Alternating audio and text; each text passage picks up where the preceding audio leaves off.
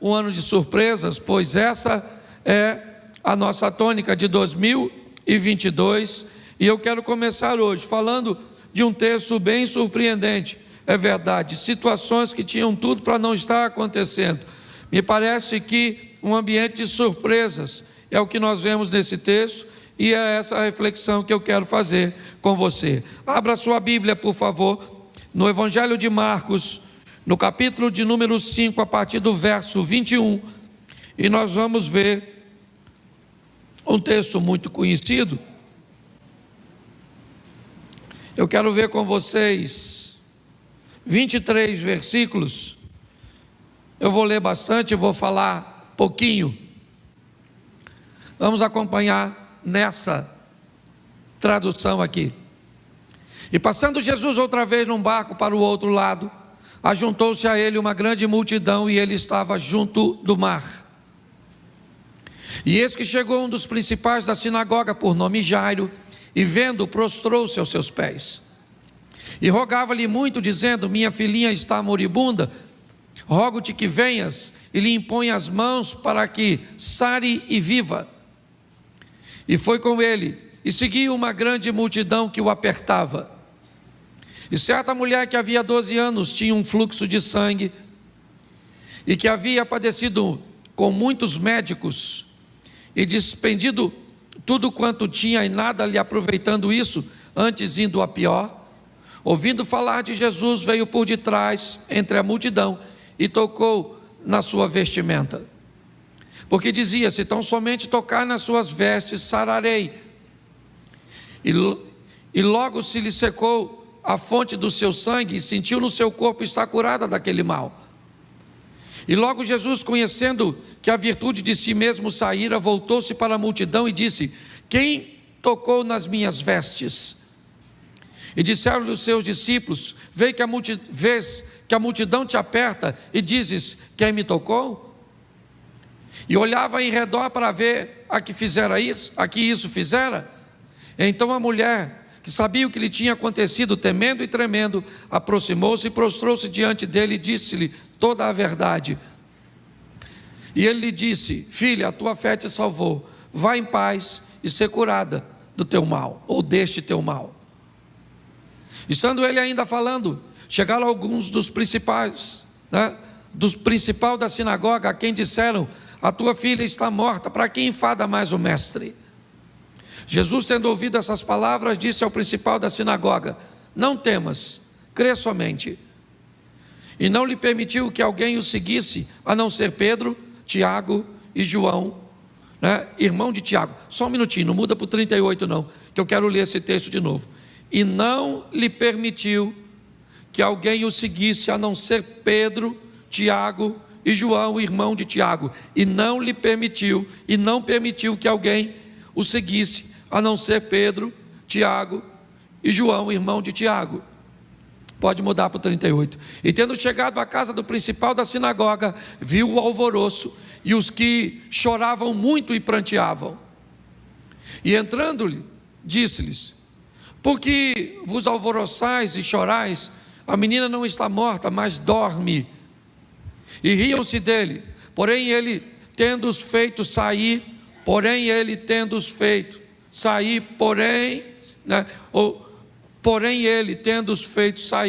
tomou consigo o pai e a mãe da menina e os que com ele estavam, e entrou onde a menina estava deitada.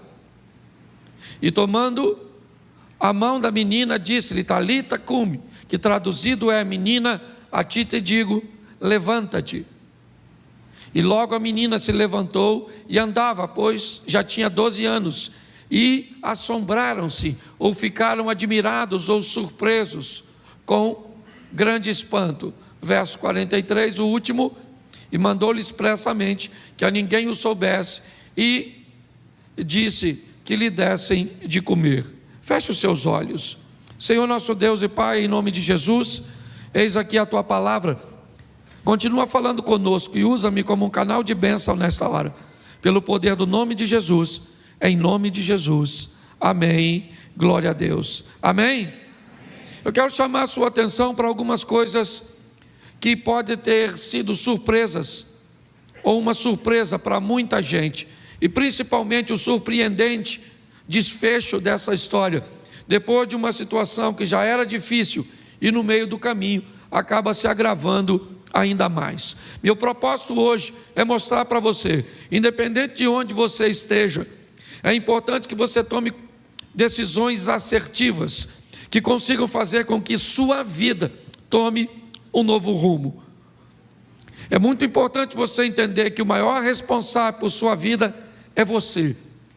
É muito importante você entender que é hora de você remover o poder que você tem concedido a Satanás.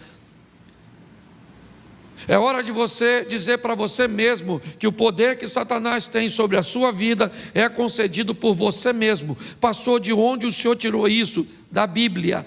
Quando Deus fala com Satanás a respeito da vida de Jó, o que Satanás diz para Jó ou para Deus é o seguinte: por acaso Jó teme em vão? Ou é à toa que Jó teme o Senhor? Jó teme ao Senhor porque o Senhor protege tudo o que ele tem. Jó teme ao Senhor porque eu não posso tocar em nada que é dele. Por isso que Jó é próspero. Se o Senhor tirar a proteção de Jó, aí eu posso tocar nele. Só que a pergunta é: por que Deus protegia tudo que era de Jó? Porque Deus gostava mais de Jó do que de seus outros filhos? É lógico que não, porque o texto diz: quando Satanás se aproxima, tende visto o meu servo Jó, homem íntegro, reto, temente a mim e que se desvia do mal. O que nós estamos olhando é um homem que resolveu levar a proteção de Deus para a sua vida, com obediência, com postura, e era isso que ele fazia. Por isso Satanás diz para Deus que é impossibilitado de tocar em Jó. E você diz: por quê? Porque Deus protegia o que era de Jó? Não. Porque Jó protegia o que era dele, sendo fiel a Deus. É isso que você tem que entender. A proteção é de Deus, mas ela só está lá. Por quê? Porque Deus, ela só está lá porque Jó colocou ela lá. É só isso.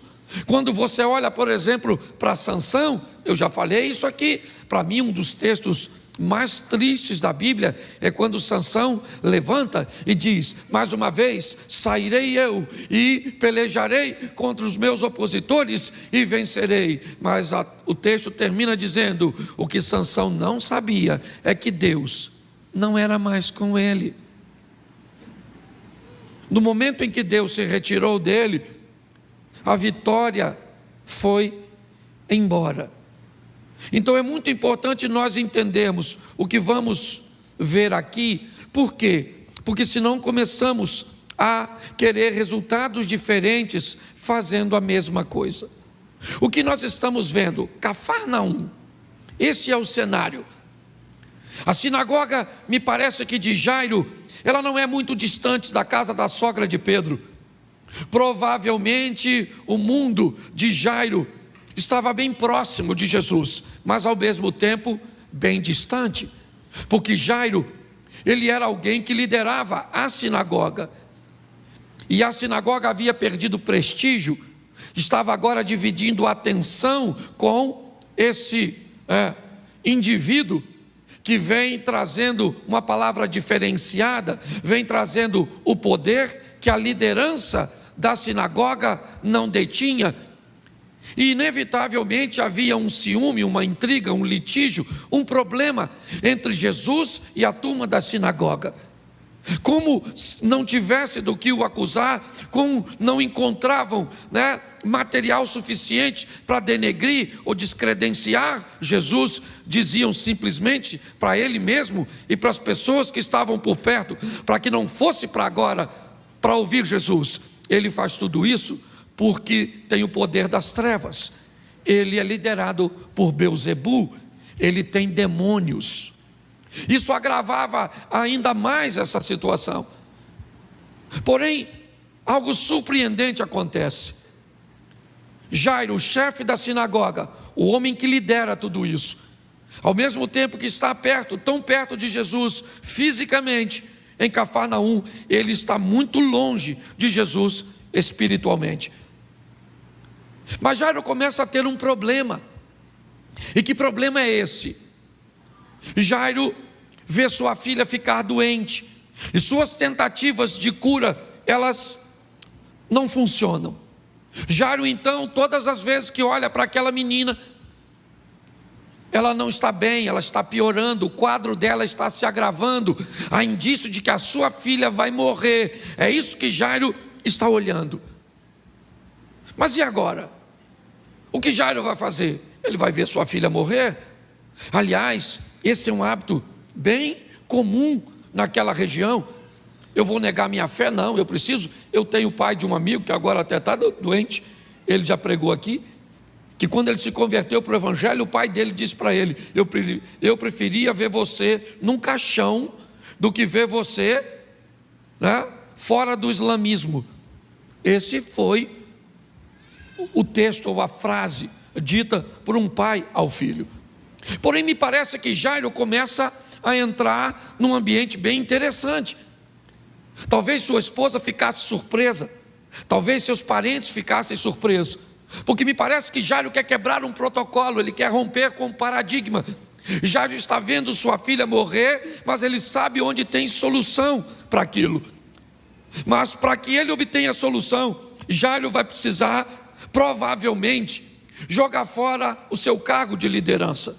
Imagine você aqui, seja franco, se meu filho fica doente, e vocês descobrem que eu fui num centro de macumba fazer um despacho para curar meu filho. Fala sério, quando você soubesse isso como igreja, o que vocês fariam? Uma reunião da liderança ia dizer: o pastor Cláudio endoidou, vamos botar ele para fora, porque ele manchou o nome da nossa igreja. Sim ou não? Sim ou não?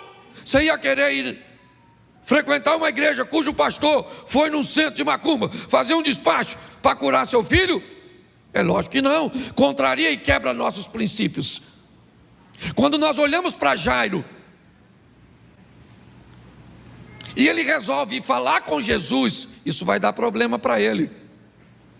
O desfecho dessa história pode fazer com que Jairo não lidere mais a sinagoga, pois Jesus era visto como inimigo deles, como opositor deles, chamando aquelas pessoas que tinham um peso espiritual tão grande, de raça de víboras, de cobras,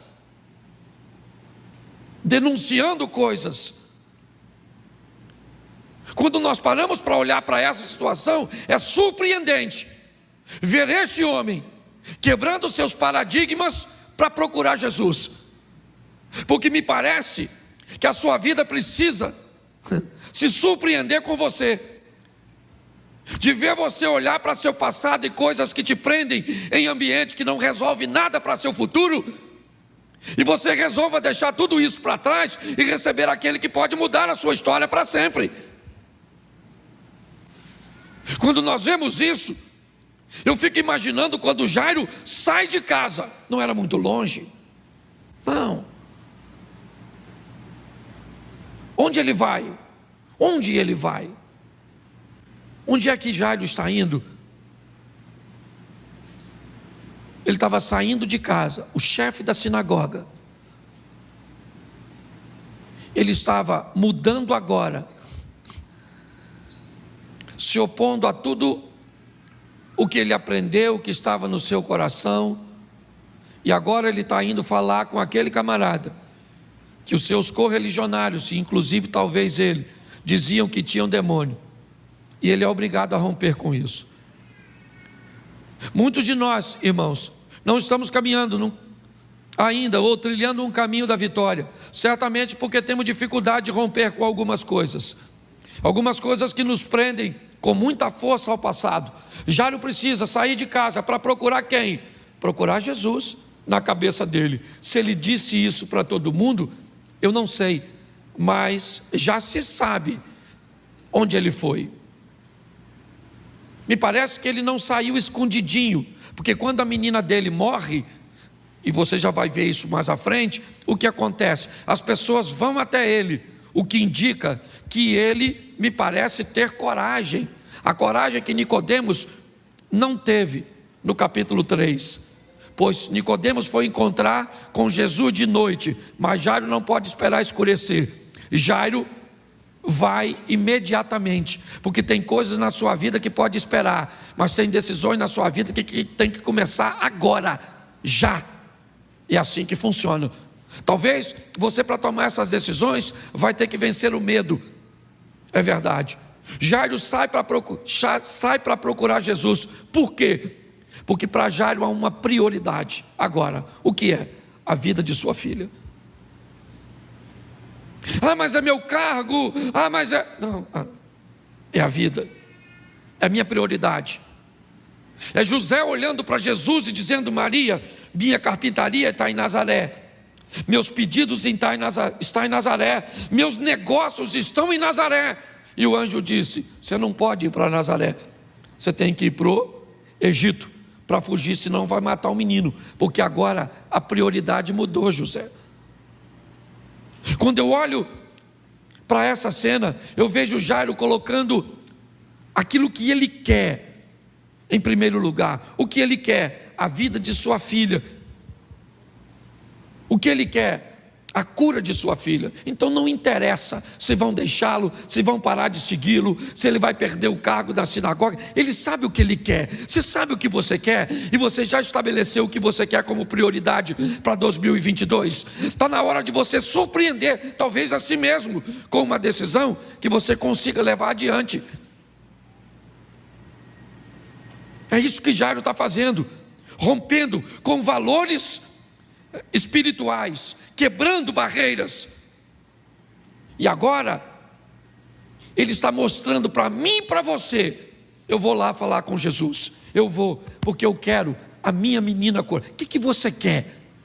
Não esqueça que essa menina aqui, ela traz a representação. Todas as vezes que a Bíblia fala de filhos, ela está falando de futuro, também de futuro.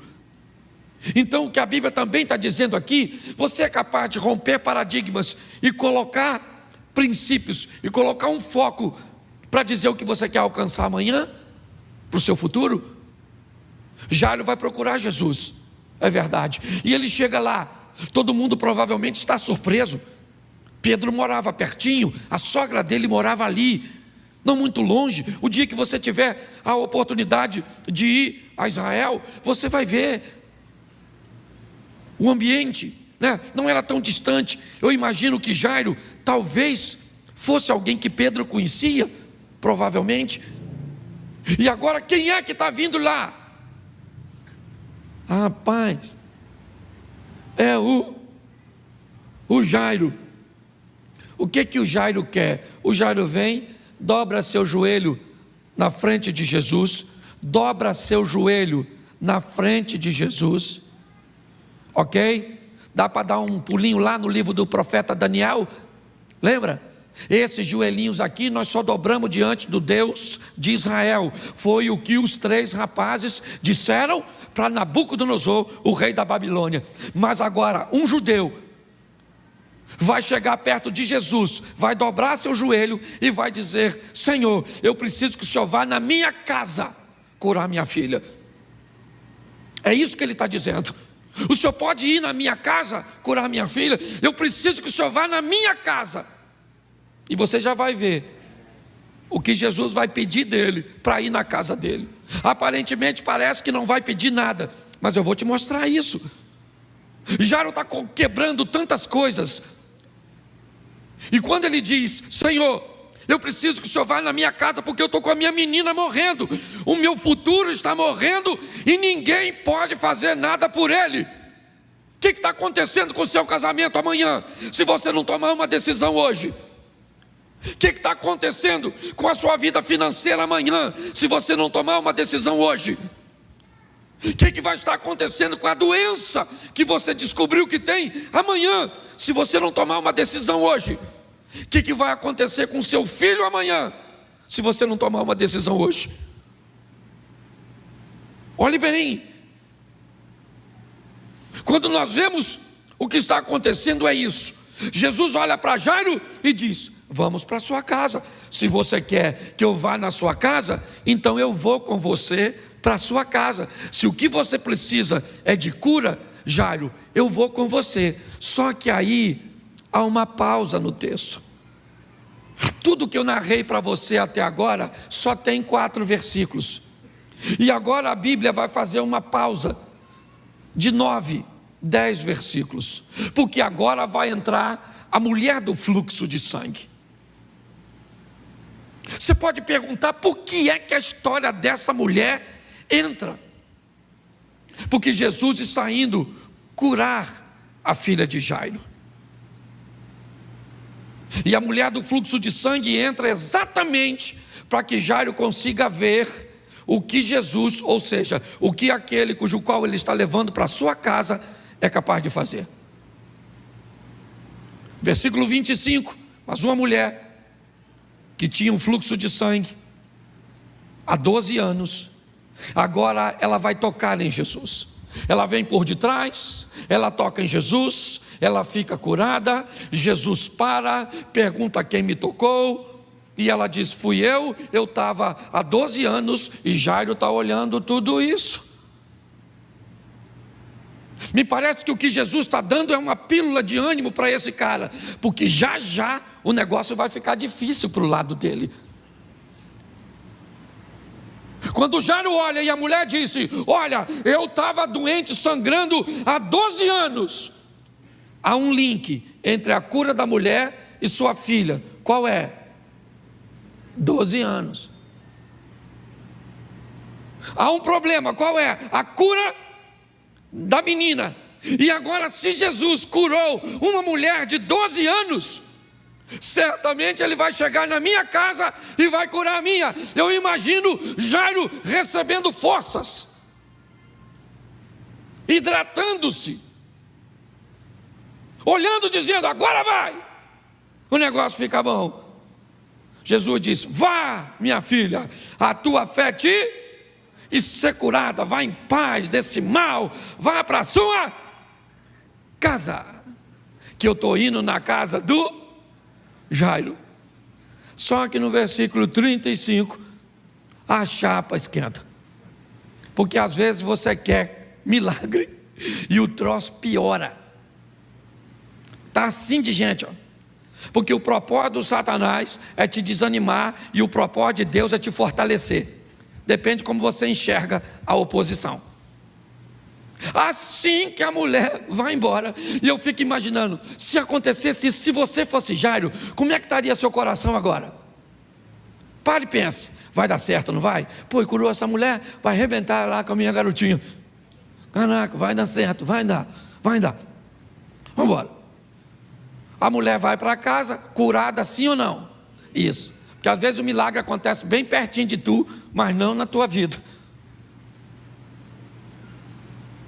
Quando a mulher vai embora, o verso 35, coloca para mim por favor, aí está aí, ó. A turma é boa. Estando ele ainda falando, chegaram alguns do principal da sinagoga, a quem disseram, a tua filha está? O negócio, quando começou, estava difícil. Agora ficou impossível. Agora deu ruim. Enquanto a mulher era curada, a menina morria. Olha só. A mulher foi curada e a menina morreu. Aí vem uma turma da casa de Jairo.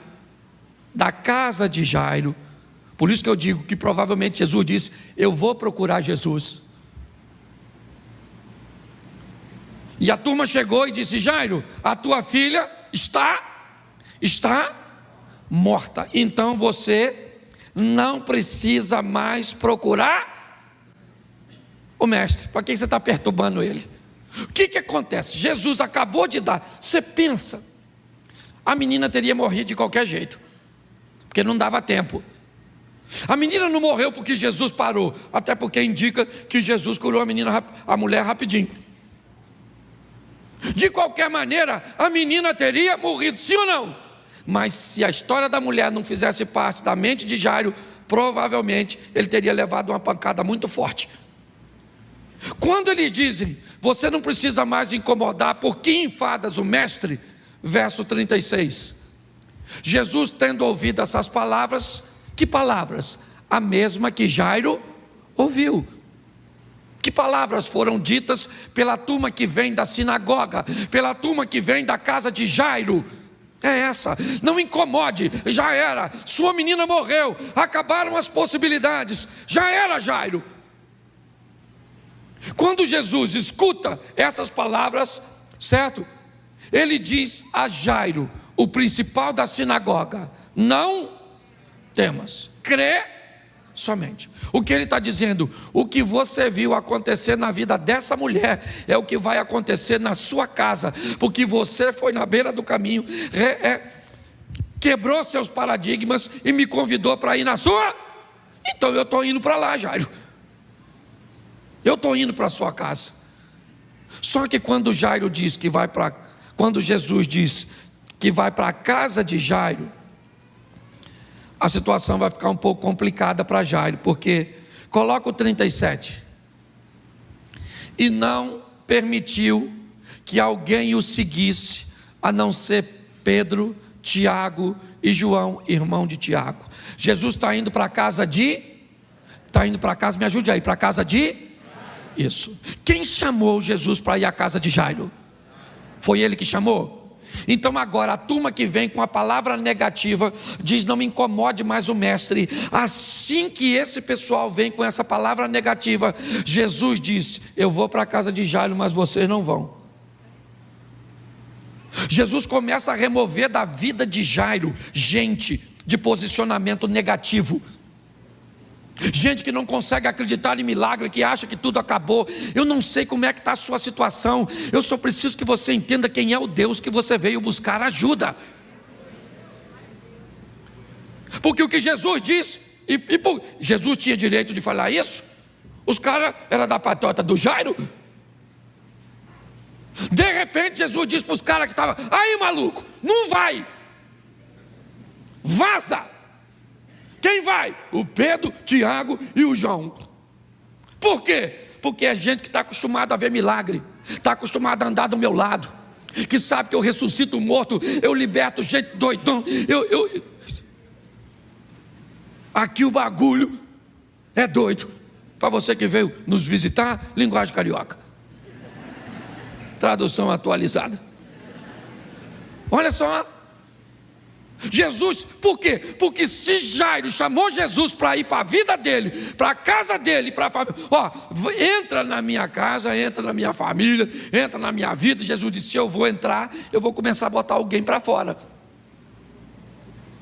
Não vai dar para coexistir. Então ele não permite, diz: vocês não vão para a casa do Jairo comigo. Pronto, não permitiu, só permitiu que fosse quem?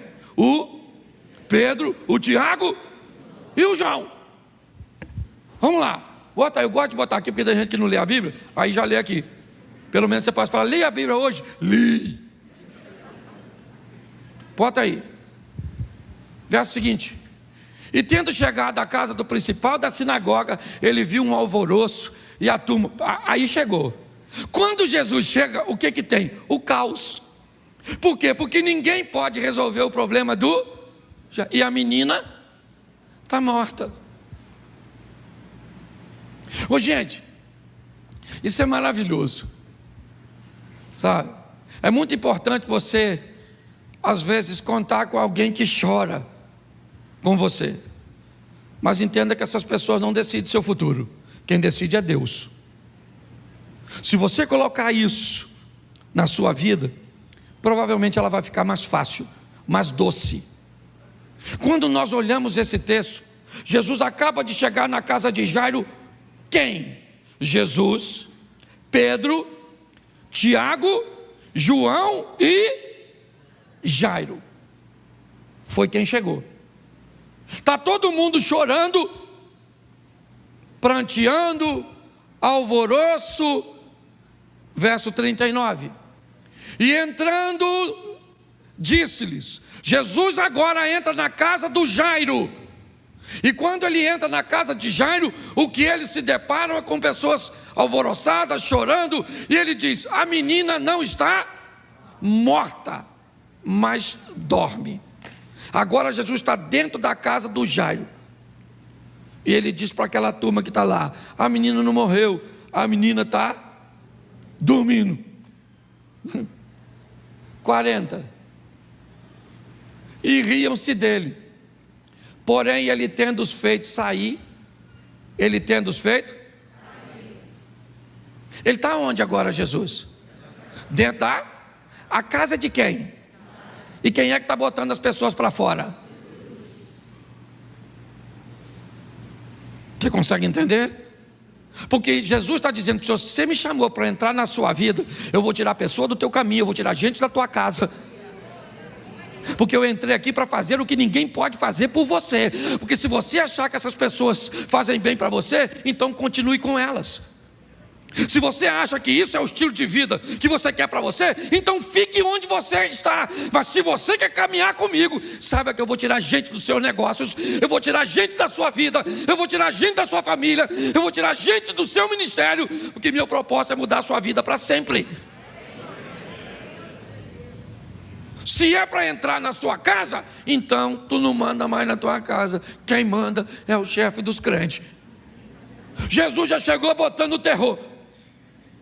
Se o pessoal falasse assim, ó: cara aí, quem chegou? Jesus. Aí alguém poderia dizer o quê? E agora é milagre. Agora você quer ver que essa garotinha vai viver? Mas quando Jesus falou: menina está dormindo, o pessoal... Está igual o médico do SUS. Nem examina, já dá o laudo. É brincadeira, tá vendo? Se tiver algum médico aqui. É brincadeirinha, só para descontrair. Mas o que eu quero dizer é que o que Jesus está dizendo, porque o problema não é eles rirem, o problema é que Jairo está ali. E quando eles estão rindo do milagre que Jesus disse que vai fazer, eles correm o risco de abalar a fé de Jairo. Então eles não podem ficar ali. Eles são oposição ao milagre. Jesus já fez aquele milagre na mulher do fluxo para estabelecer uma fé no Jairo. E agora a turma do meio do caminho diz: não incomoda mais o mestre. Agora eles começam a rir do milagre que Jesus disse que vai fazer. Jesus falou: sai, sai, sai, sai. Entendeu? Deu uma de Capitão Nascimento. Sai, certo? E ele, olha só, e tomou consigo o pai e a mãe da menina e quem mais? O Pedro, o Tiago e o João. Levou para onde a menina estava? Morta. Estava ou não estava? Estava. A garotinha estava morta. Para mim estava morta, para você estava morta. Para ele, que é detentor de todo o poder e venceu a morte, a menina só está dormindo. Por favor, não diga que a menina está dormindo, porque não está. O único que podia dizer que a menina estava dormindo era Jesus. Entendeu? Então tem problema que é problema mesmo. Quando alguém falar para você assim, ó: caraca, maluco, sério? Nossa, difícil, hein? Ó, eu não posso fazer nada por você, mas eu conheço alguém.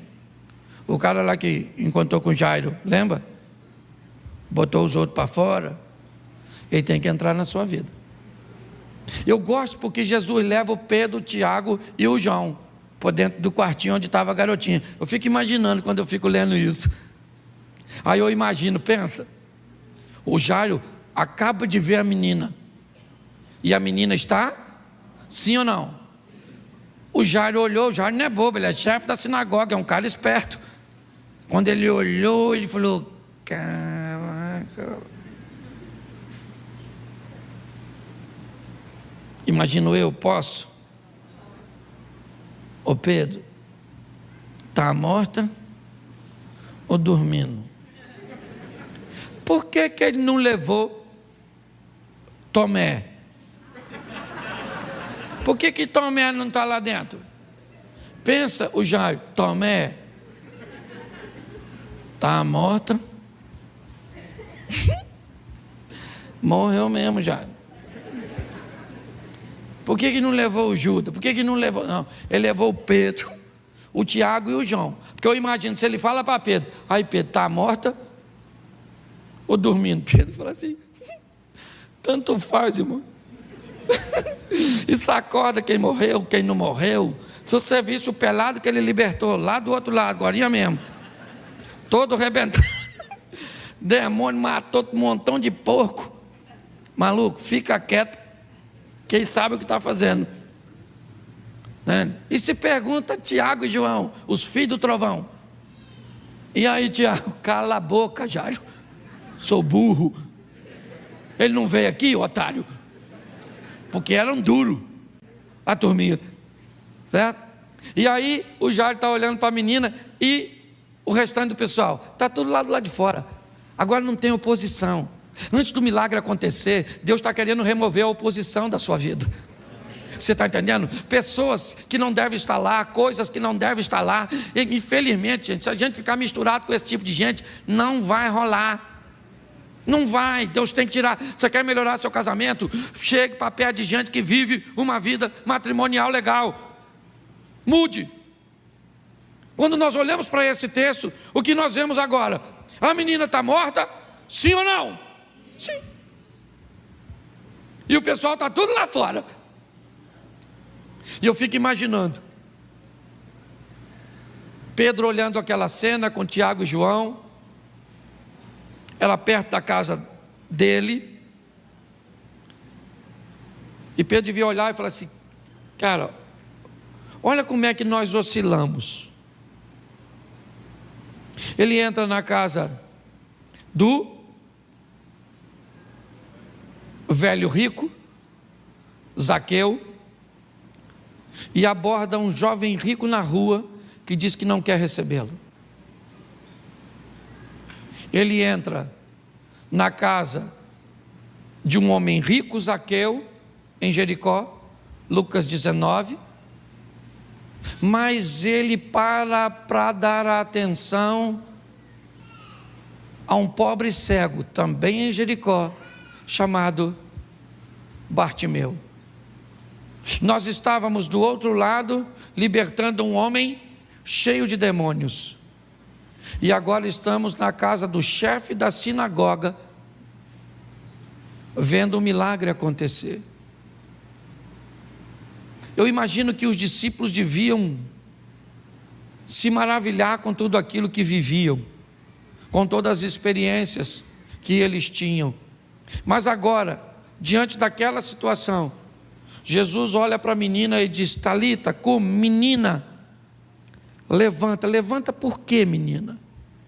Levanta porque seu pai teve coragem de colocar você em primeiro lugar. Seu pai teve coragem de romper, de deixar para trás tantas coisas que para ele era até importante, expressivas, mas colocou você em primeiro lugar. Menina, futuro que estava morto, levante-se. E a menina então, Jesus dá a mão a ela e a menina levanta. Eu imagino Jairo pensando, estava morta ou estava dormindo? Não interessa. O texto para aqui e eu já estou basicamente terminando. Mas eu imagino Jesus saindo do quarto com a garotinha. Pensa, eu imagino o Pedro, Tiago e João saindo, abrindo a porta e saindo, assim ó, para o pessoal que não estava lá, agora só ia ver a menina.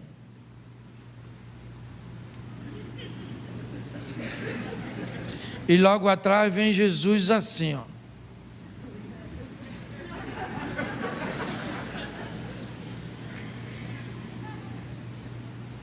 A mãe da menina, a garotinha e o Jairo atrás, dando uma pancadinha de leve na cabeça dela, dizendo, menina, que susto que o senhor me deu. Quase que você morreu. Pastor, o que você quer dizer para nós nesse primeiro culto do ano? Meu propósito é mostrar a você que se você vai chamar Jesus como Jairo fez, Ele vai ter que remover muita coisa da sua vida, da sua casa. Ah, pastor, mas não tem uma graça aí que salva todo mundo? Eu tenho escutado isso. Mas me ajude aqui, por favor. Tinha quantos ladrões na cruz? Jesus estava lá entre os dois, sim ou não? Salvou os dois? Não? Sério? O que aconteceu com o ladrão que estava à esquerda?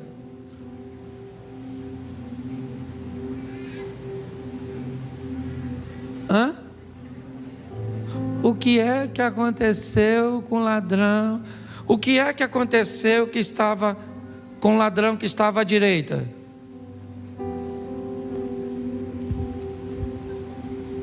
Tinham quantos ladrões na cruz? Jesus estava no meio, um estava à direita e o outro à. O ladrão da cruz foi para o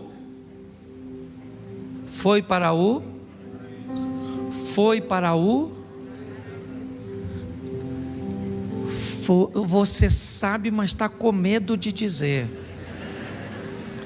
O ladrão da direita foi para ficar mais fácil, mais simplificado, falar assim, foi para o céu. Foi para o ladrão e o ladrão da esquerda foi para onde? É isso que eu quero saber. Não precisa que a igreja, porque a igreja tem até vergonha. Parece que dizer que alguém foi para o inferno, meu irmão, esse negócio é sério. Jesus podia salvar os dois, sim ou não? Mas salvou quantos? Por que não salvou o outro? Porque o outro não quis. É isso. Pare com essa historinha de que ele vai salvar todo mundo. Para com essa historinha que vai todo mundo para o céu. Para com essa historinha. Não vai. Por quê? Porque a Bíblia diz que não vai. Mas pastor, ele não pode salvar todo mundo. Pode, mas tem gente que não quer. Porque se Jesus entrar na vida dele, vai mandar ele tirar gente que ele não quer tirar. Vai tentar expulsar gente da casa dele que ele não quer que saia. Então pare de ficar desconfortável, porque é isso que o diabo quer. Que você acredite que todo mundo não é assim. 2 ofertas no Éden, quantas foram aceitas? Uma, e a outra rejeitada.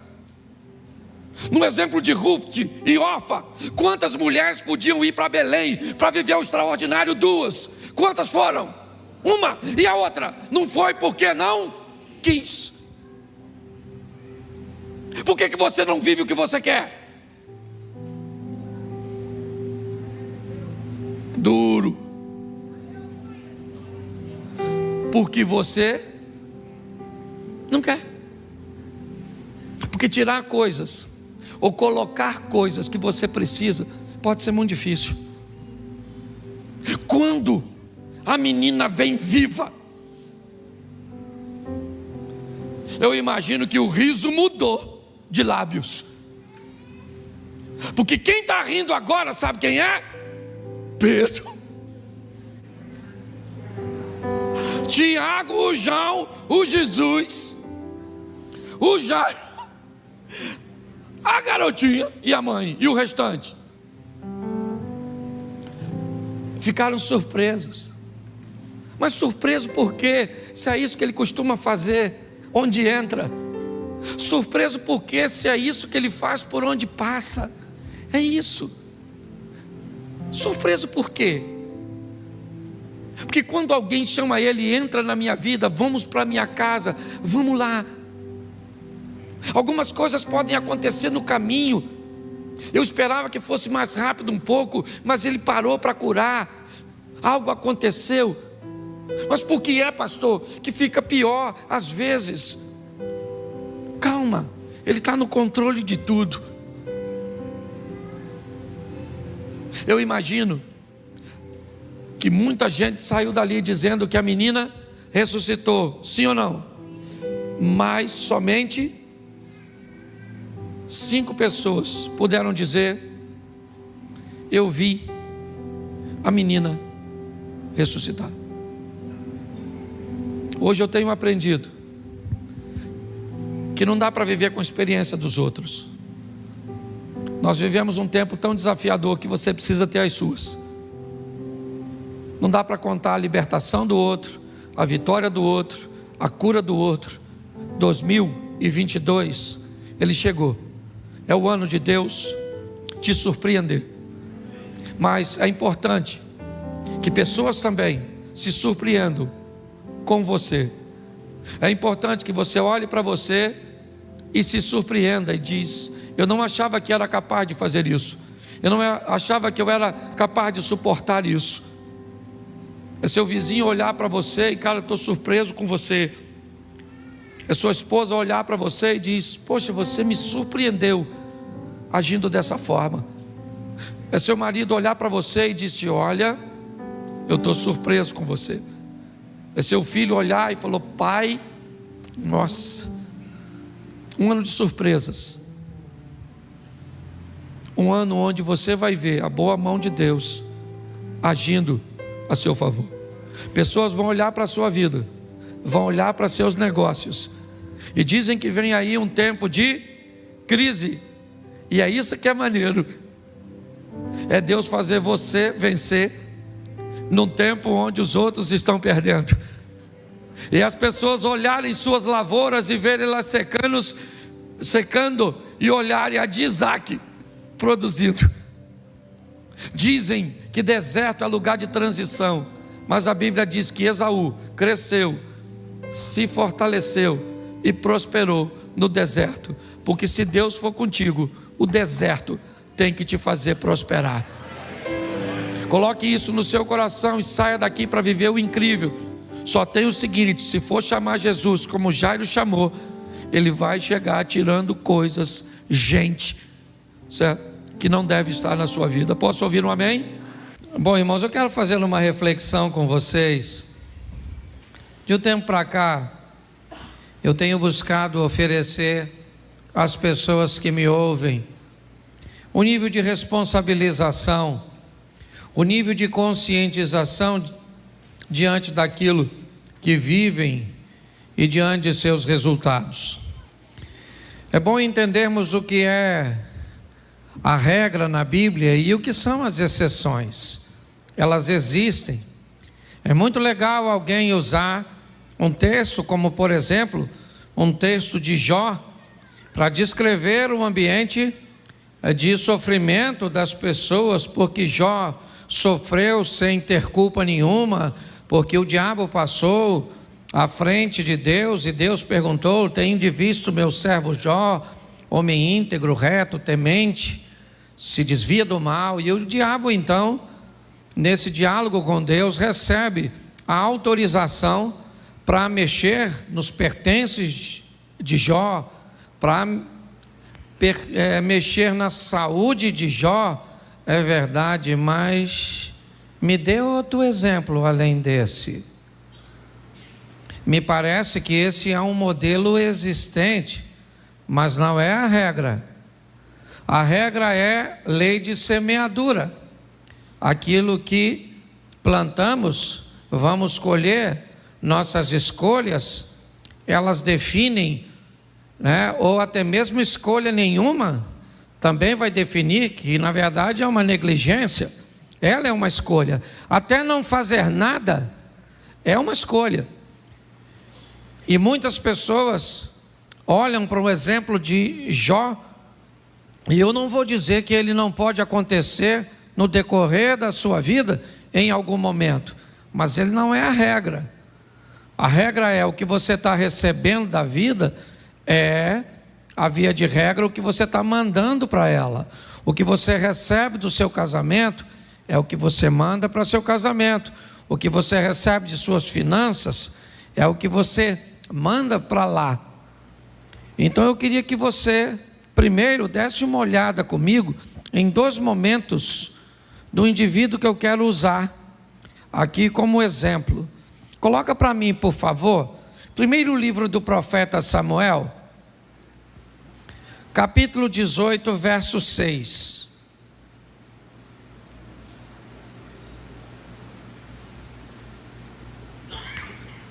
Sucedeu, porém, que vindo eles, quando Davi voltava de ferir os filisteus, as mulheres de todas as cidades de Israel saíram ao redor, ou saíram ao encontro do rei Saul, cantando e em danças, com adufes, com alegria, e instrumentos de música, e as mulheres tangendo respondiam umas às outras e diziam: Saul feriu seus milhares, porém Davi seus 10 milhares. Preste atenção, Davi está vivendo talvez um dos momentos mais importantes de sua vida.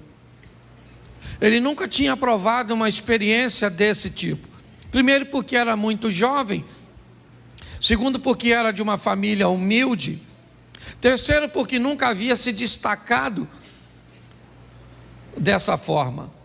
Nesse momento ele está chegando após a vitória contra o gigante Golias. E essa vitória motivou os soldados que estavam nas fileiras de batalha, e eles correram atrás dos filisteus, e agora ao chegarem, as mulheres vão ovacionar Davi, elas vão engrandecer o seu nome, ele vai se tornar grande no ambiente militar, ele tornou o exército do Senhor um exército respeitado, mostrou que um menino com uma tiradeira na mão e com um pedacinho de pau foi capaz de vencer a maior oposição, um ambiente de afronta que já durava 40 dias, sem sequer um candidato se apresentar para lutar contra o gigante. Davi vence Golias, ajudado por Deus, certamente, e todos sabiam disso, inclusive Saul, que vai passar a persegui-lo depois dessa data. Põe para mim, por favor, segundo livro do profeta Samuel, capítulo 12, verso de número 15. Bom, aqui nós temos o mesmo Davi. Então Natã foi para a sua casa, e o Senhor feriu a criança que a mulher de Urias dera a Davi, e a criança adoeceu gravemente. E buscou Davi a Deus pela criança, jejuou Davi e entrou, passou a noite prostrado sobre a terra. Então os anciãos da sua casa se levantaram e foram a ele para o levantar da terra, porém ele não quis, não comeu pão com eles. Sucedeu ao 7º dia que morreu a criança. Preste atenção, um momento de dor, de perda, de angústia, de sofrimento. Agora Davi vai ter que se levantar e sepultar seu filho. Quem é Davi? O mesmo do capítulo anterior lido. O mesmo rapaz. Agora um homem que foi ovacionado pelas mulheres, que foi respeitado pelos soldados. Agora, seus soldados sabem que ele fez nada menos, ou nada mais que nada menos, que deitar-se com uma mulher que era esposa de um de seus oficiais, seu homem de confiança era Urias. Bom, se ele ganha o respeito no capítulo 18 de 1 Samuel, porque defendeu o exército, agora ele perde o respeito, porque se deitou, um cara dissimulado mandou matar o homem, cujo qual ele era o traidor. Deus então disse a Davi, o mesmo Deus que deu vitória a Davi contra gigante, o mesmo Deus que fez com que aquela pedra transpassasse os obstáculos que tinha pela frente e acertasse a fronte do gigante, é o mesmo Deus do capítulo 12 que manda o profeta Natã ir a Davi e dizer para ele tantas desgraças. O seu filho morre, a espada jamais se aparta da sua casa. Você vai ver um filho seu matar o outro, você vai ver um filho seu estuprar uma filha sua. Pare para pensar, Deus está com esse indivíduo ou não? Quando nós olhamos para as vitórias que ele teve, nós descobrimos que Deus está com ele. Quando nós olhamos para as derrotas que ele teve, nós descobrimos que também Deus está com ele. Simplesmente não está defendendo. Eu preciso fazer uma reflexão com vocês sobre vida eterna e vida terrena. As pessoas estão misturando tudo. Nós precisamos ter um entendimento que são duas coisas bem distintas, ainda como o Abner citou, elas andem bem atreladinhas. Bom, queremos vida eterna, queremos salvação, então é simples demais. O carcereiro está querendo tirar a sua vida, e Paulo diz: crê no Senhor Jesus e será salvo tu e a tua. Preste atenção, que história é essa? Que coisa doida é essa? O cara crê em Jesus e ele vai ser salvo, eu entendo, mas como é que a casa dele vai ser salva, Abner? Se a salvação é individual. O que a Bíblia está querendo dizer? Que quando eu creio em Jesus, quando eu me torno cristão, eu salvo a minha vida e salvo a vida da minha casa.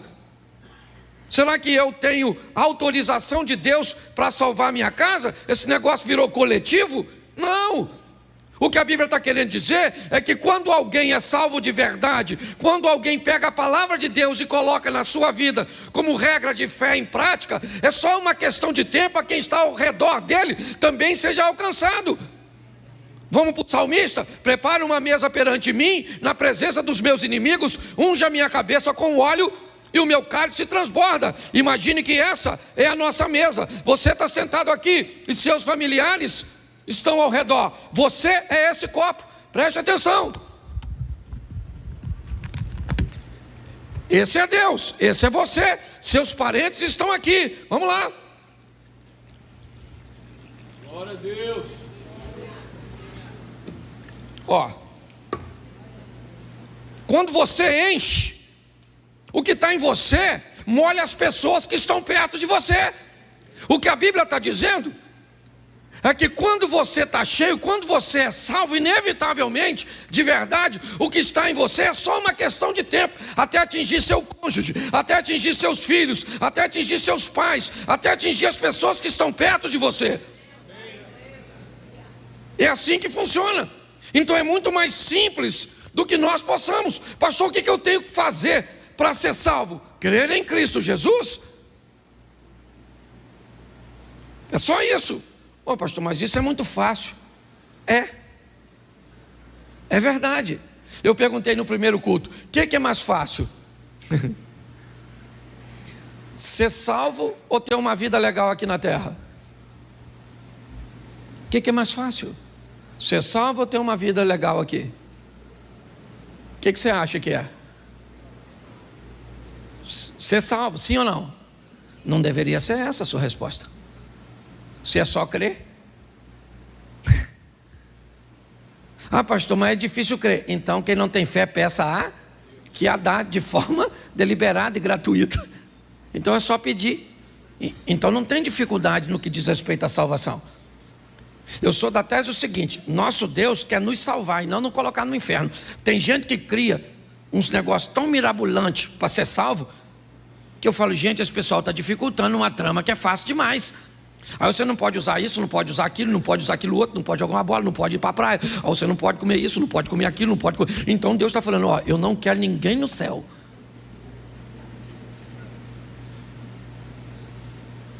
Ah, mano, preste atenção. Uma coisa é você facilitar, outra coisa é banalizar.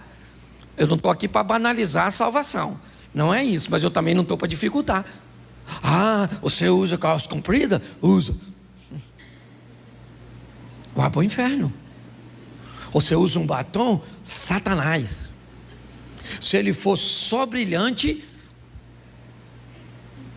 aí uma área do inferno que não é muito quente, mas dependendo da cor, Entendeu? Você já notou que tem gente que parece que não quer que ninguém vá para o céu? Aí é só não pode isso, não pode aquilo, não pode aquilo outro. Nós temos que ter cuidado com isso. O que Jesus quer é nos dar a vida eterna, foi para isso que Ele morreu. E a Bíblia é bem clara dizer, se nós cremos em Jesus, nós seremos salvos, sim ou não? Isso aí. Só que crer em Jesus não te dá a vida boa aqui na terra. E é isso que eu quero conversar com vocês. Certo? Quem quer morar no céu, todo mundo está afim. Tem alguém querendo para o inferno? Levanta a mão. Mesmo não querendo, tem uns que vão. Eu penso assim, eu dou o meu parecer. Depois você pode avaliar, os teólogos de plantão, fica à vontade, os achólogos também, fique tranquilo. Presta atenção, para mim, para aqueles que já receberam e conhecem Jesus, se você morrer devagar, basicamente ninguém se perde, porque todo mundo vai para onde sabe o endereço. Ficou doente, a morte começou a parecer que alguém vai apagar o interruptor, você já falou, oh, meu Deus do céu, tem misericórdia da minha vida, perdoa todos os meus pecados. Você pede perdão até do pecado que não tem. Senhor, perdoa o que eu vou fazer amanhã. Entendeu? O problema é a morte súbita. Infartou, aí não dá tempo mais não, maluco. Aí quando você viu, já está do outro lado. Caraca, morri. Morreu, para onde eu vou? Já sabia desde lá. Ok? Então para mim é mais fácil ser salvo. Eu, por exemplo, eu não tenho medo de morrer, eu tenho medo de dor. Aliás, eu acho que isso é uma coisa de todo homem. É ou não é? Mulher já nasceu preparada para dor. Homem é frouxo quando o assunto é dor. Mulher se corta toda para ficar bonita. Homem, qualquer corte para ele é feio. Certo? Quantos homens aqui já fizeram? Deixa eu fazer uma pesquisa de campo. Se você fosse ter um filho homem, você preferiria normal ou cesárea? Desgraceia a vida do homem. Porque qualquer uma das duas opções dói. Não é? Ele diz assim, eu preferia ser estéril. Era a preferência do homem. Certo? Quantas mulheres aqui já fizeram uma cirurgia plásticazinha, básica, de qualquer natureza, para ficar mais bonitinha? Por gentileza, manifeste-se agora. Levanta a mão, por gentileza. Glória a Deus. Glória a Deus. Deus abençoe a senhora. E se tiver que fazer mais, faça. Quantos homens aqui já fizeram alguma cirurgiazinha plástica para ficar mais bonitinho? Levante a mão, por gentileza. Já notou que não é regra, é exceção. Lembra do começo da mensagem? Porque pra gente, esse negócio de doer não é com a gente. É ou não é? Uma mulher com 39,5 de febre, ela levanta de manhã, bota as crianças para o colégio, faz comida, bota o marido para trabalhar, paga as contas, volta, arruma a casa toda, pega as crianças, faz amor com o marido à noite, toma um antitérmico e vai dormir. Seu marido, 37,5. Dá uma tonteira nele, a boca fica amarga, ele já mandou avisar todo mundo que não vai trabalhar e possivelmente a morte está rondando a vida dele. E já começa a dar senha de banco. É ou não é? A verdade é essa, querido. Eu preciso mostrar a você algo muito simples, mas que às vezes nós complicamos. Quando o assunto é vida eterna, é fácil. É crer em Cristo. Ok? Temer a Deus e crer em Jesus Cristo nos dá direito à vida eterna. Porém, viver aqui na terra é mais complicado. Por quê? Porque nós vivemos debaixo de uma lei. A lei da semeadura. Se você gosta ou não dela, ela foi criada pelo soberano Deus. Então Ele estabeleceu, e se você concorda com ela ou não.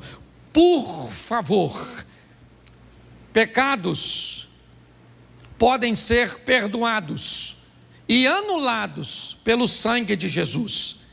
Erros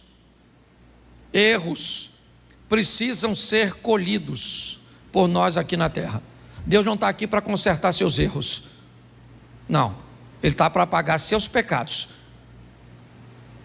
Quando você comete um pecado, mesmo que seja um pecado e um erro, escute só, uma menina engravidou, solteira. É pecado, sim ou não? Sim ou não? Sim. É errado, sim ou não? Sim. Jesus perdoa o pecado? E o erro? Não. Ah, o senhor está dizendo que uma criança foi um erro? Sim. Se essa criança vai nascer num lar que não tem estrutura nenhuma para mantê-la,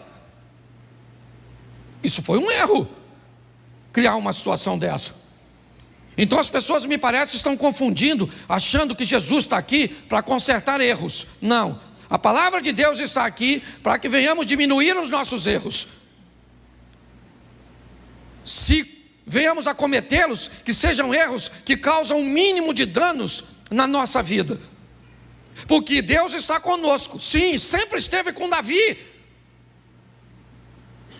Deus disse isso para ele, que estaria com toda a sua descendência. O cetro jamais se arredará de Judá, até que venha aquele a quem pertence. Então Deus sempre esteve com Davi. Sim, e Deus disse para ele, através de Natã: o seu pecado foi perdoado, você não irá morrer, mas seu erro não.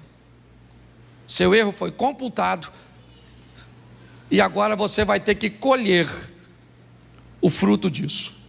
Então quero te mostrar um texto, porque me parece que depois de tantas indas e vindas, Davi aprendeu um pouco. E esse aprendizado eu acho que vale bastante para mim e para você. Põe aí para mim, segundo livro do profeta Samuel, capítulo de número 22. Verso de número 17. Vou botar o 18 que fica mais fácil para a gente adiantar. Preste atenção. Livrou-me do meu possante inimigo e daqueles que me tinham ódio, porque eram mais fortes do que eu. Preste atenção aqui. Davi está descrevendo um ambiente de batalha muito grande, e ele aqui me dá um ensinamento poderoso.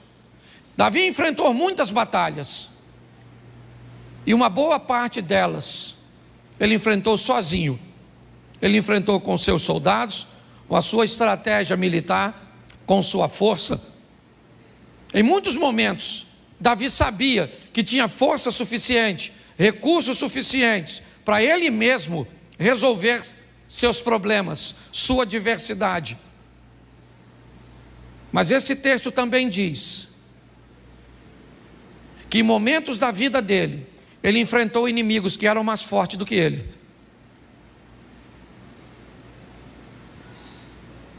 Em momentos da vida dele, ele teve que lidar com desejos que foram superiores às suas vontades.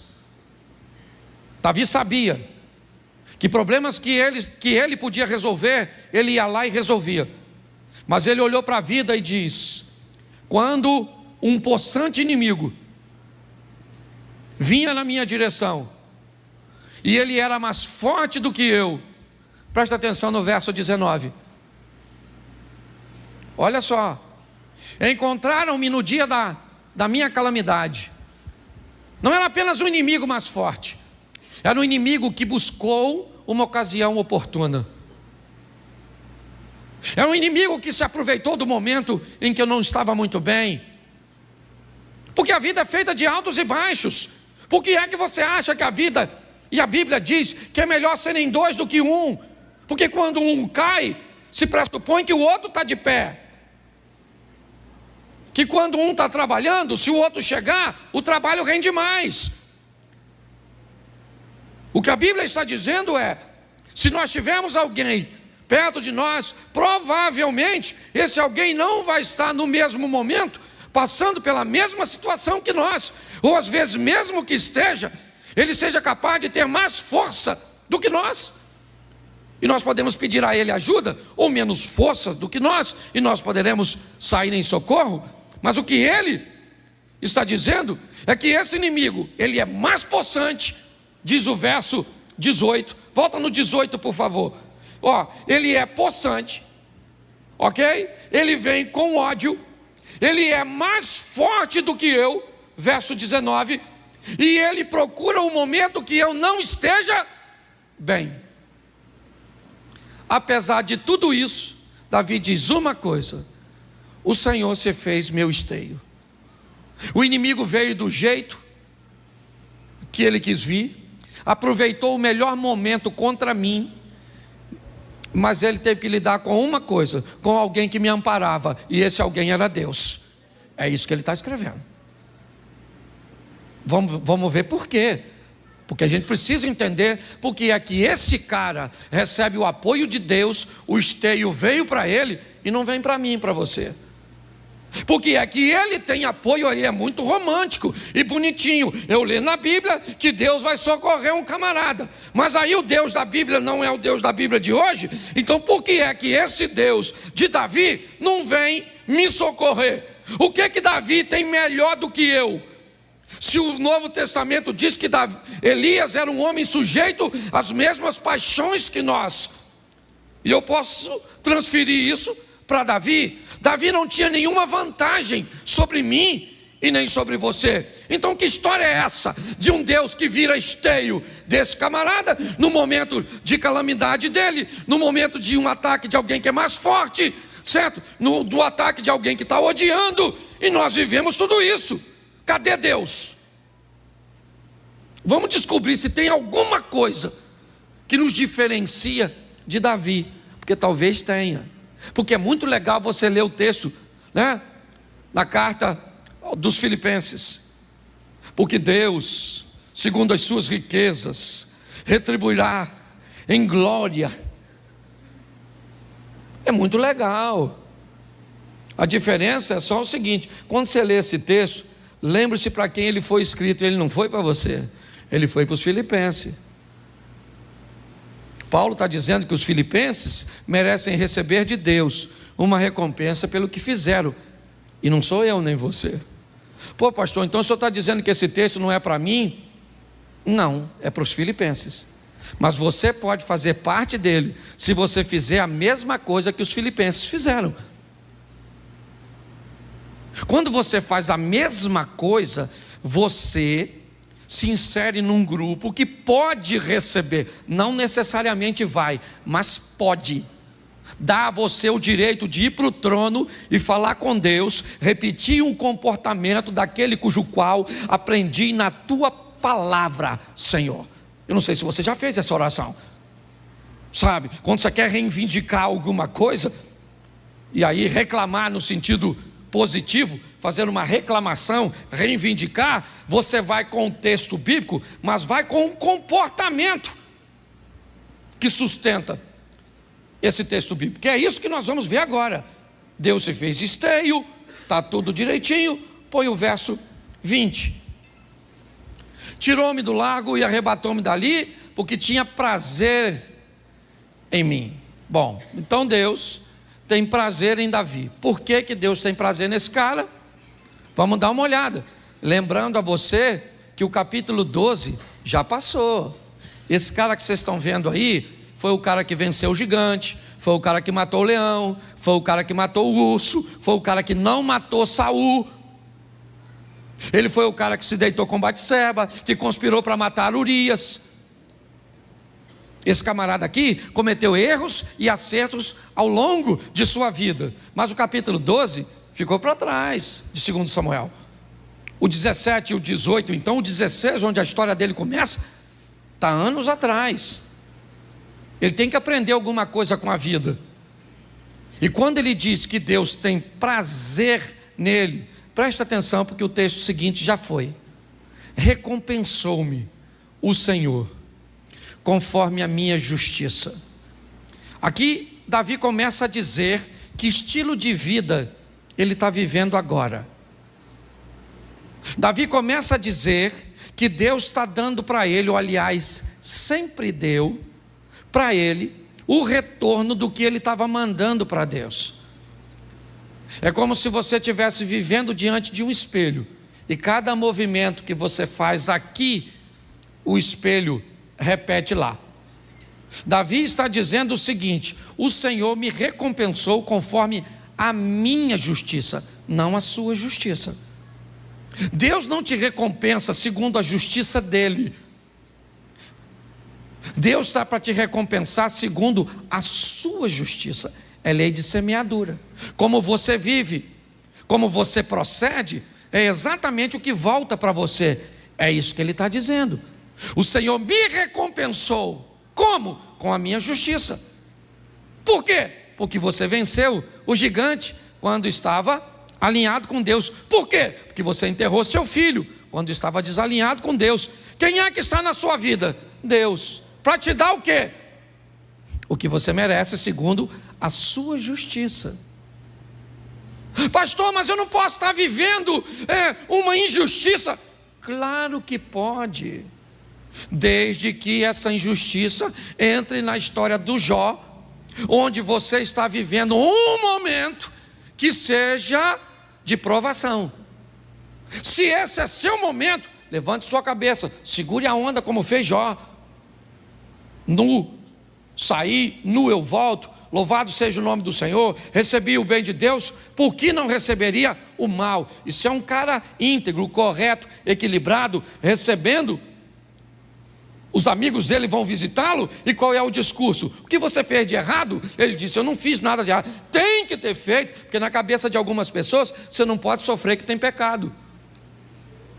Não, existem momentos bem isolados, que seu sofrimento não tem nada a ver com isso.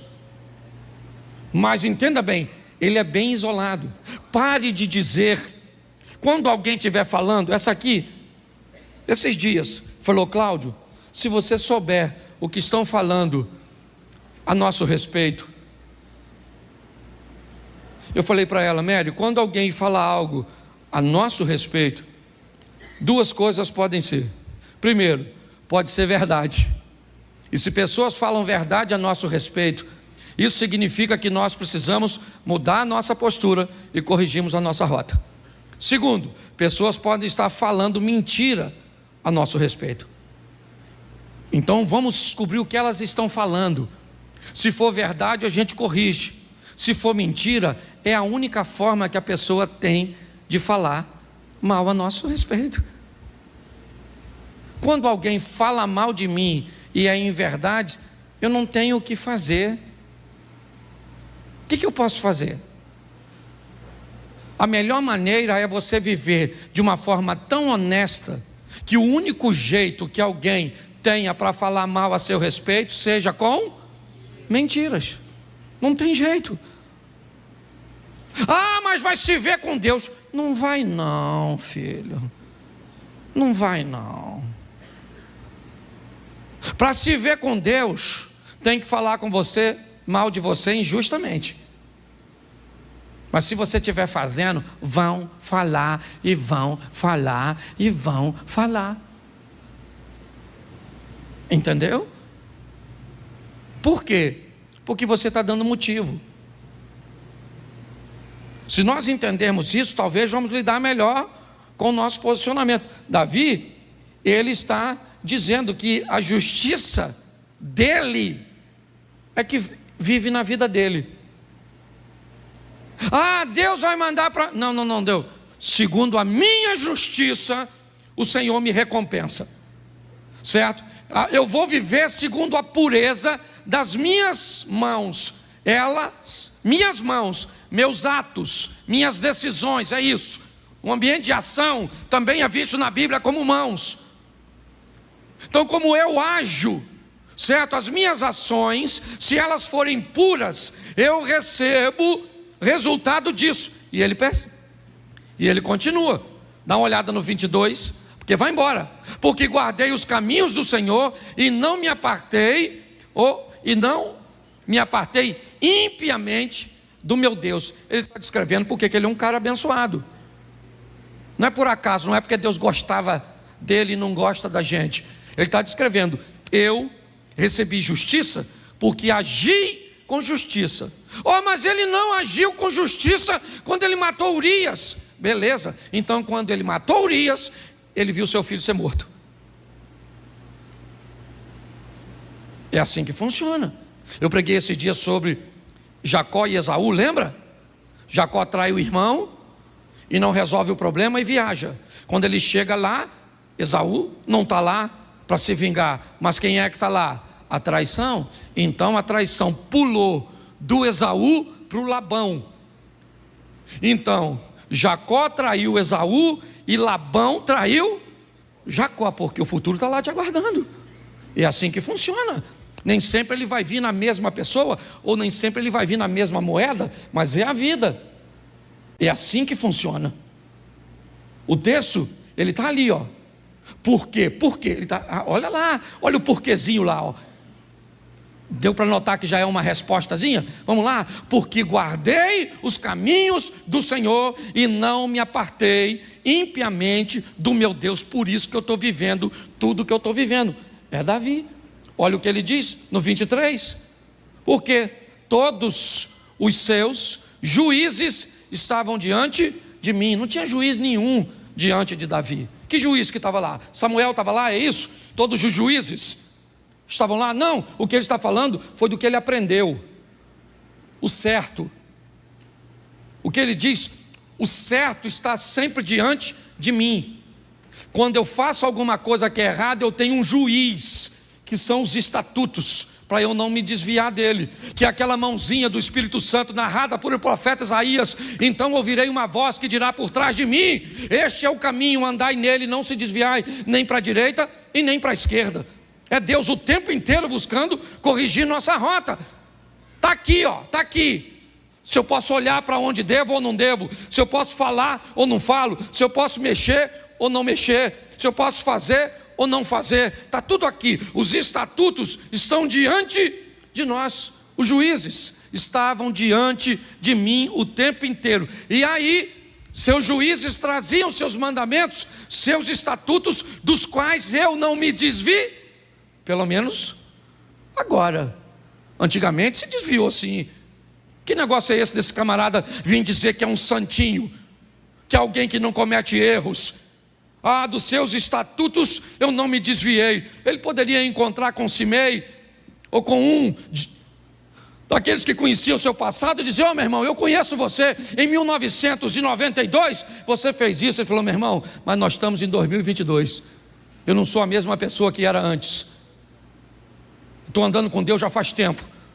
Naquela época eu já estava andando com Deus, mas não na intensidade que eu estou andando hoje. Naquela época eu ainda fazia, eu ainda falava, eu ainda sofria consequências. Hoje não. É o que ele está dizendo: dos seus e de seus estatutos eu não me desviei. Mas isso é capítulo 22.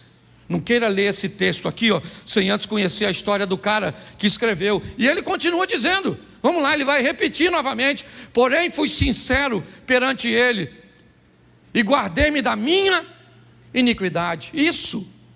Davi está falando de fraquezas, mas não está falando mais de fracasso. Preste o que ele diz: eu fui sincero. Sincero. O que é sinceridade? É dizer a verdade. Eu estou sentindo, eu estou sentindo. Eu estou legal, eu estou legal. Eu não estou legal, eu não estou legal. Eu estou fraco, eu estou sentindo isso e não deveria sentir. Mas presta atenção de quem ele guarda. Ele não está se guardando dos outros, ele está se guardando dele mesmo, de seu desejo. Guardei-me da minha iniquidade. Eu gosto dessa responsabilidade. Por que ele traiu Urias com Batseba? Por quê? Quem é que foi o culpado de Davi trair Urias? Vamos culpar quem? Abigail? Vamos culpar quem? Mical? Vamos culpar todas as mulheres de Saul? Essas mulheres não me satisfazem. É isso? Talvez isso ele faria no capítulo 11. Mas não no 22. No 22 ele diz: eu fui sincero. E quando eu passei a ser sincero perante ele, eu consegui me guardar das minhas iniquidades, dos meus desejos incorretos. Ele continua dizendo: e ele me retribuiu novamente. Lá onde eu comecei, recompensou. E me retribuiu o Senhor conforme a minha. Está aí, ó. Conforme a minha. Isso, me retribuiu o Senhor conforme a minha, não a sua, a minha, não a justiça de Deus, a minha, a nossa, certo? E aí ele começa a dizer, conforme a minha pureza diante dos seus, isso, diante dos olhos de quem? De quem? Das pessoas? Das pessoas? De Deus. Davi é um camarada que agora aprendeu que a vida dele tem que ser pautada em agradar a quem? Agradar a quem? Ele quer ser bem visto para quem? Por quem? Isso. Nós queremos ser bem visto pelos nossos vizinhos, pelos nossos parentes. Queremos apresentar uma figura, muitas vezes na rede social. Queremos ser politicamente corretos, para quê? Para que todos nos olhem de forma positiva. Ele diz, conforme a minha pureza diante dos seus olhos. Eu sei que é difícil hoje, querer viver debaixo do olhar que agrada a Deus. Mas esse é o estilo de vida de alguém vencedor como esse cara. Pelo menos nessa fase da vida dele, que já está caminhando para a fase final. Vamos lá? Preste atenção ao que Davi está falando de Deus. Com o benigno, te mostra isso. Quando o cara é bom e manda bondade, Deus manda o que para ele? Bondade. Com o varão sincero, Deus faz o que? Sinceridade. Vamos lá? Com o puro, ele se mostra, mas com o te mostra, preste atenção aqui. Todas as coisas boas que eu mando para Deus, Ele me devolve no mesmo tom, sim ou não? Mas quando eu me torno desobediente, quando eu me torno perverso, note que o meu comportamento não muda a essência dele. Em Deus não há mal, não há sombra de variação. Quando o texto diz, mas com o perverso te mostra avesso, o que o texto quer dizer é apenas o seguinte: se eu fiz justiça, bom, eu mandei justiça e o Eliezer quer ser injusto comigo. Vamos lá? Ramã, o tio da rainha Esther, ele manda justiça para a vida, sim ou não? Sim ou não? Sim, né? Mordecai manda para ele o quê? Injustiça, sim ou não? Quem é mais poderoso, Ramã ou Mordecai? Mordecai. Quando Ramã manda justiça e Mordecai manda injustiça, quem é que entra? Deus. E Deus faz a injustiça virar e pronto. Quando você está alinhado com Deus, você faz o bem e alguém quer te mandar o mal, Deus transforma o mal em bênção. Mas Deus não transforma o mal em bênção quando você manda o mal. Ah, mas se eu me arrependi do mal que mandei, entra no céu, mas colhe o efeito do mal. Por isso o texto diz que todas as coisas boas, você mandou pureza, vem pureza. E se alguém tentar de forma incorreta, Deus entra com providência. Mas quando chega no cara que é perverso, mal, não tem jeito. Eu mandei maldade, Deus faz o quê? Continua onde sempre, no controle de todas, só não se mete. Poxa, pastor, não concordo com isso. Beleza, os caras vão jogar os 3 amigos de Daniel na fornalha. Lembra? Sadraque, Mesaque e Abednego, Ananias, Misael e Azarias. Eles morreram, os 3 rapazes. E os caras que foram jogar ele, morreram ou não? Morreram ou não? Sim. Ué. Vamos lá? Jogaram Daniel na cova dos leões. Beleza. Daniel morreu? Os caras que conspiraram contra Daniel, quando entraram na cova, o leão matou? Vamos lá, o povo está atravessando o mar. Eles morreram afogados? Os egípcios que vêm atrás morreram? Era gente. Do mesmo jeito. Dá para você entender isso? Você quer fazer separação entre o povo de Deus? Faça, fique à vontade. Só estou te mostrando que sempre tem dois grupos: dos alinhados e dos desalinhados. É só isso. O tempo inteiro Deus está querendo falar isso comigo e com você. Que estilo de vida você quer? Ah, pastor, mas Deus é amor. Beleza. Dizer que Deus é amor não está errado, mas a resposta também não está correta. Ela está incompleta. Um bolo é farinha, sim ou não? Sim ou não? Não. Só farinha? Um bolo é farinha? Um bolo é açúcar? Um bolo é fermento? Um bolo são ovos? É manteiga? Sim ou não? Então por que na hora que nós vamos delinear Deus, Ele é só amor, e aí qualquer tipo de amor vale, qualquer coisa pode? Não, porque amor, porque Deus é amor. Não, Ele é amor, mas Ele é fogo consumidor. Ele é amor, mas Ele é justiça. Nós temos uma série de coisas. Está na hora de você parar de sofrer, fazendo o quê? O mesmo que as pessoas fizeram quando aprenderam as lições da vida. Não foi fácil para esse camarada. Começou no 1 Samuel 16, quando ele entra na história. Momentos extraordinários, fantásticos, é verdade, mas ele também aprendeu a duras penas o que era desobedecer a Deus, o que era fazer besteira na vida. Mas finalmente, o capítulo 22 chegou para esse cara, e agora esse cara sabe que o que ele vive é nada mais, nada menos do que o reflexo do que ele envia. E aí ele mudou, aí ele ampliou sua mente. E dê uma olhada no final da história de Davi. Começa a ler depois desse texto. Dá uma olhada nesse cara. Vai ver como ele treinou seu filho Salomão, seus conselhos. Vai ver como é que esse cara demorou, mas aprendeu. Eu não sei quanto falta para você e eu ainda aprendermos nessa vida. Eu só aprendi uma coisa: cuidado com seus erros, porque eles também são colheitas. E cuidado com as colheitas, porque tem colheita que leva tempo para colher. Tempo para colher, tempo para colher, tempo.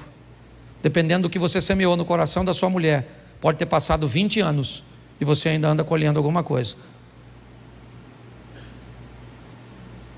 Ou você trata isso de forma correta, taca fogo, não pega o restante da colheita, monta um ambiente com a esposa, incendeia esse troço tudo, purifica o solo e dá um jeitinho de plantar de novo. Fecha seus olhos, por favor, feche seus olhos. Pai, em nome de Jesus, ouvimos muito a respeito do Senhor e muitas vezes achamos que não temos os mesmos direitos, que pessoas são mais facilitadas do que nós, que resultados eles nos apresentam uma parcialidade do Senhor para com algumas pessoas. Mas sabemos que isso não é verdade, porque o Senhor é justo. E em nome de Jesus, que possamos entender como Davi, no aprendizado, que recebemos aquilo que enviamos. Então que venhamos, ó Pai, nesta noite, guardar no nosso coração da nossa iniquidade, sermos sinceros diante do Senhor, aprendemos a lidar com o nosso temperamento, com os nossos desejos, e buscarmos sermos puros diante dos Teus olhos. Abençoa, ó Deus, a nossa caminhada de fé, e que possamos provar resultados extraordinários nesta terra. Não apenas sobrevivermos, recebendo sempre o suficiente para cada dia, mas que possamos viver recebendo mais do que necessitamos, para que possamos também ajudar outras pessoas. Leva-nos aos nossos lares, guardado por Tuas boas mãos poderosas. Que o Teu poder venha transbordar, ó Pai, o nosso cálice, de tal maneira que alcance aqueles que estão próximos de nós. Te damos graças por tudo, ó Deus. Que tenhamos uma semana de bênção, uma semana de vitória, uma semana de boas notícias e de bons negócios. Que o grande amor de Deus, nosso Pai, a graça de nosso Senhor e Salvador Jesus Cristo e as doces consolações do Santo Espírito de Deus seja para com todo o povo do Senhor, e todos digam